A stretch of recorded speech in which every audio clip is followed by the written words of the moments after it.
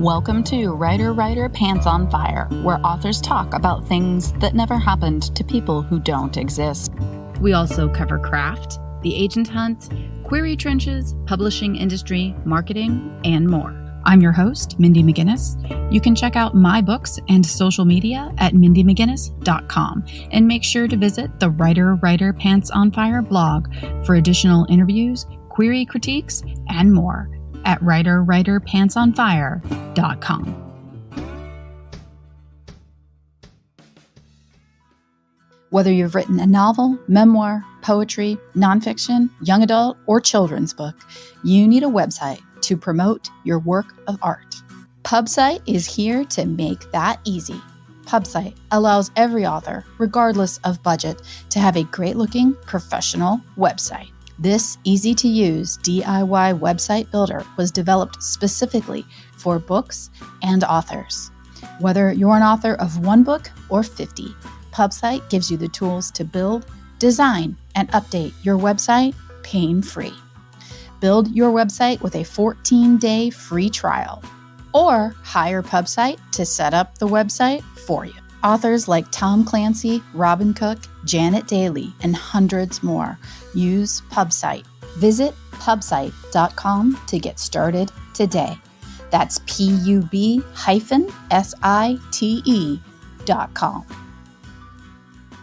We're here with Louise Kennedy, author of the novel Trespasses, which is a forbidden romance set in Northern Ireland during the Troubles. So, because my audience is primarily American, if you could just even illustrate what the Troubles are.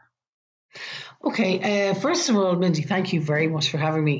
The reason for that is that it was first used in the early 1920s. So the part of Ireland that I was born and raised in the northeastern corner, has really seen a lot of sectarian conflict, basically conflict between Catholics and Protestants. In the early 1920s, this erupted, and someone then called it the Troubles. Then in 1969, rioting happened as a result of civil rights marches that were handled very brutally by the police. A journalist apparently referred to it as the Troubles. He said that it resembled the Troubles of the 20s, and I think that kind of stuck. So that's why it possibly sounds like a strange term. So I suppose from 1969 until mid to late 90s, 3,500 people were killed, and very, very many more were injured as a result of sometimes sectarian violence and sometimes state violence.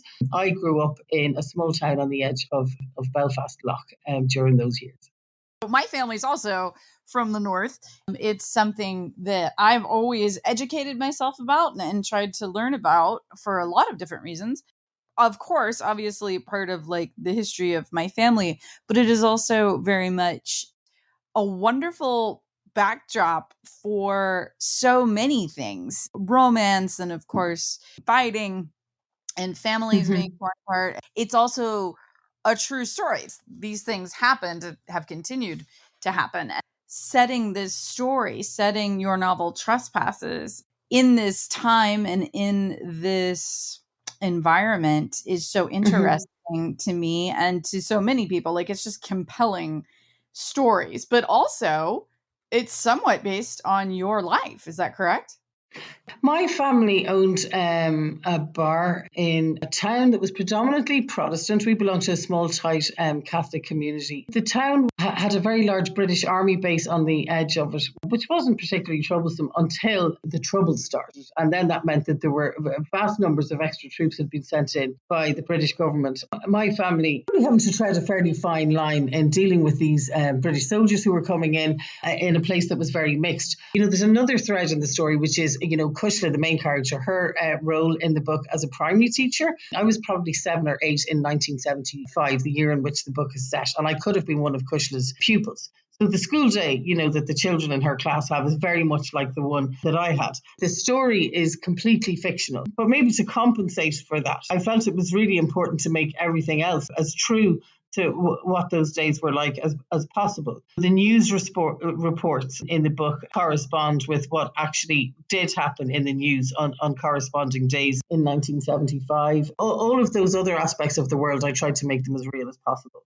I wanted to talk to you about the fact that this is your debut novel. Have Mm-hmm. you always wanted to be a writer? Is this something that has always been present for you, or is this a later decision? I don't know if I could even call it a decision. So I suppose maybe when I was a young child, I read a lot. My mother kept me very well supplied with books. Maybe when I was around 7 or 8, I had a teacher. She used to do these with everyone in the class where she'd maybe play a piece of classical music and ask us to write about it, which fairly ambitious over. But we did write some things, and she was always really encouraging. And but that was probably about the last bit of encouragement I got. I borrowed money and trained as a cordon bleu cook when I was about 21. And yes, I spent nearly 30 years cooking and running restaurants. I always read a lot. But when I was 47, a friend of mine asked me to join a writing group with her, which I thought was a ridiculous idea. But I went along and tried my hand at writing a short story. When I brought it to the group, they were insanely encouraging. And so Trespasses is your debut novel. And you already mentioned, so you were a child in the 70s Mm-hmm. when the Trespasses is set. So you're now in your 50s and Mm-hmm. you've written your debut novel. So what is that like? It's sort of great, I have to say. I've had people ask me before, and I think there are some people who are of the opinion that maybe publishers are only interested in youth. And I really didn't find that to be the case. I had a collection of short stories that came out last year. So, I mean, I guess I had a little bit of practice with publication with that. I think it's never too late. I think it's kind of a great exercise also in just kind of blundering along, whether you think it's a good idea or not. I think I possibly couldn't have done this in my 20s, to be honest. I think I wouldn't have been able to sit in a room and have my work critiqued. I think I would have had a lot less to write about. Now, that's not to say that other people in their 20s, but just for me, I don't think it would have worked. So you think that like life experience for you was such a major part of helping to build that craft? Yeah, I think so. I think all of the reading I did really helped. I think as a reader, we don't just take in story. I think we take in the shape of things and techniques without even knowing what it is that we're taking in. So I think that probably had a huge influence on me. It's probably just about practice as well. The Irish writer Anne Enright said, just treat it like yoga or anything else that you do all the time. If you habitually turn up, there's a possibility that something's going to happen on the page. I agree with that entirely. And I agree very much about reading being a huge part of being a writer. It's always a big part of my life. And that's something Mm-hmm. I like to tell people because obviously you are someone that have extensive training and extensive experience in the restaurant business. You Mm-hmm. are not someone that has training in writing. You don't have like a background or a special degree. I did come to writing late, and actually, the year after I started, I did do an MA in creative writing, and then I did a PhD. But those would have been recent. So I think really what I was trying to do for myself then was I felt that I'd left it very late, not too late, but I felt that I'd left it late, and I wanted to learn as much as possible. So I think maybe very quickly it had become quite serious for me. So I did enroll in an MA when I was 48, and then the PhD the following year. I think maybe very quickly I realised that writing was going to be very important to me, and it seemed very serious. Not that I ever thought anyone would ever pay me to do it, or that anybody would ever publish me. That I just wanted to have some sort of structure around the deadlines and things. For you, it was something that you discovered could be a part of your life and a pretty major part of your life outside of Mm-hmm. your career. I joined a writing group in January 2014. I probably wasn't at a really great place with my kind of life as a chef. So myself and my husband had been running a restaurant for around 6 or 7 years. It had opened during the recession and it just got worse and worse and more difficult. I think things probably had to be fairly bad for me to even consider trying to write. It wasn't that I thought it was ever going to like materially solve any of our problems. I was ready for something that was going to kind of take me out of myself. And I think that writing really did that for me. Hmm. So you're utilizing it as an escape very much. I could sit, in a corner and scribble away, making things up instead of checking the bank balance. It was fantastic. Writers know that you can never have enough backups. Ganso is a new cloud storage solution where you easily drag and drop your files to your account to ensure your data is never lost. It's also easy to access your files from anywhere on any device, as well as share with family and friends or collaborate with co-writers.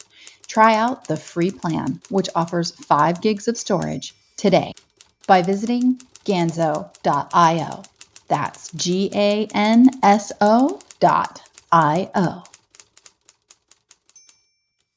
So then tell us a little bit about Trespasses.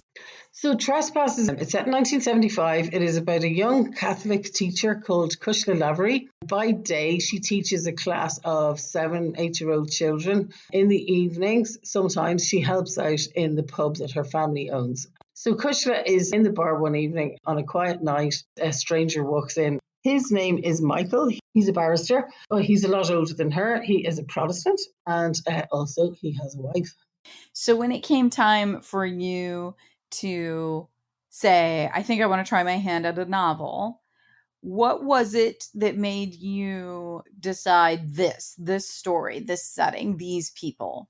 For a few years, this young female character in the north of Ireland was wandering into stories and bits of things that I'd written, and it wasn't Cushly, maybe sometimes the character would be quite different. I think maybe that this character was sort of playing on my mind, just the idea of placing her in the 70s. And I think maybe the thing about the north that I'm really interested in is a relatively small number of people were directly involved in the fighting, but yet it affected everyone else every single day in every single thing that they did.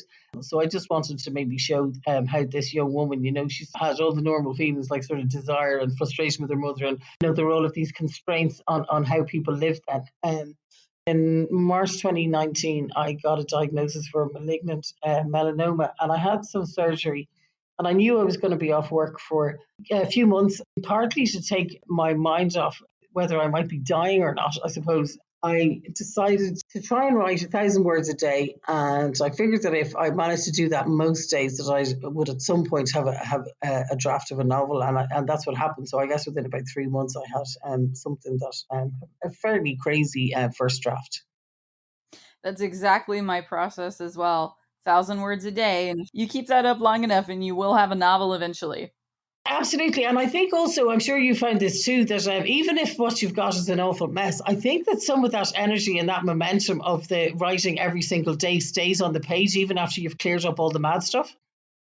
Yeah, absolutely. And I think too, something that one of my friends says is you can't edit what doesn't exist. You can fix it later, but do your 1,000 words a day until you have a novel and then worry about fixing it. Trying to do that at the moment, that is definitely the way to do it, because when I write short stories, I don't do it like that at all. I tend to just like torture myself over every paragraph for days on end and then move on to the next one. And it's sort of hellish. The discipline of turning up and working every day is the way to do it, isn't it? Yes, it is.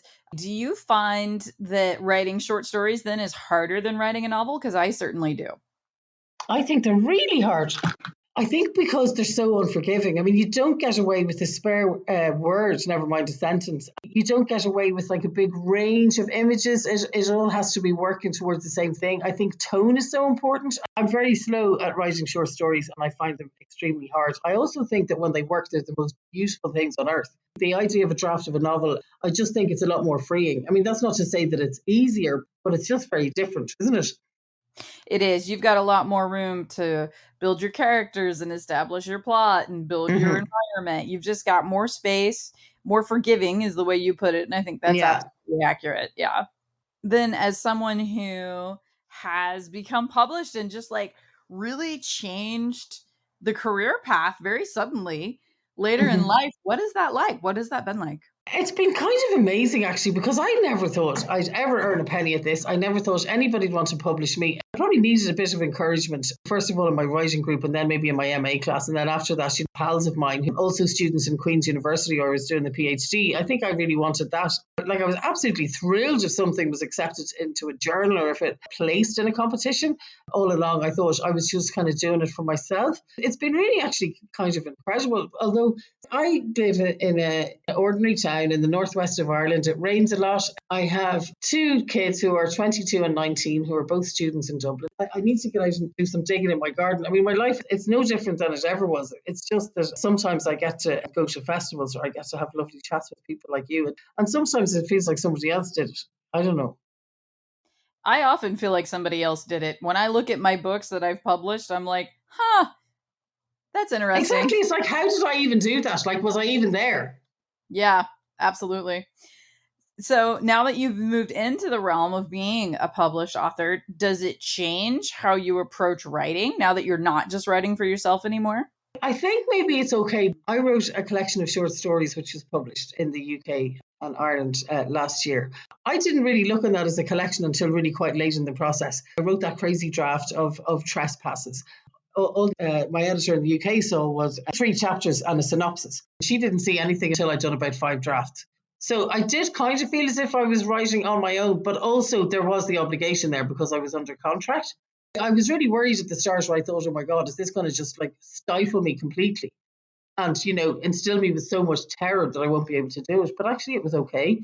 I'm hoping that it's going to continue to be okay. I'm trying to write another novel at the moment. And when I say trying to, it's just that my melanoma came back. So I'm getting some treatment for that as well. Although it's going really well, but it's just, there are appointments and things. I was worrying for a while. I was thinking, I'm not writing. And then one day I sat at the computer and everything was all better. I mean, I suppose the cure for not writing is just to write, isn't it?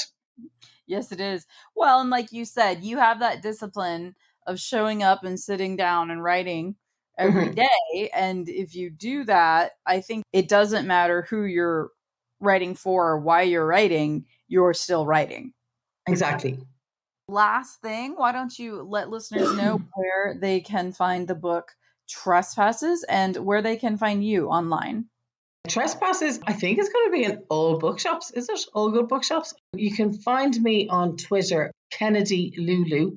I'm also on Instagram a bit, and I think it's Louise.Kennedy with 2 Y's.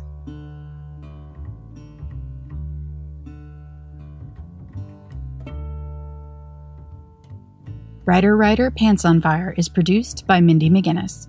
Music by Jack Corbel. Don't forget to check out the blog for additional interviews, writing advice, and publication tips at writerpantsonfire.com. If the blog or podcast have been helpful to you, or if you just enjoy listening, please consider donating. Visit writerpantsonfire.com and click Support the Blog and Podcast in the sidebar.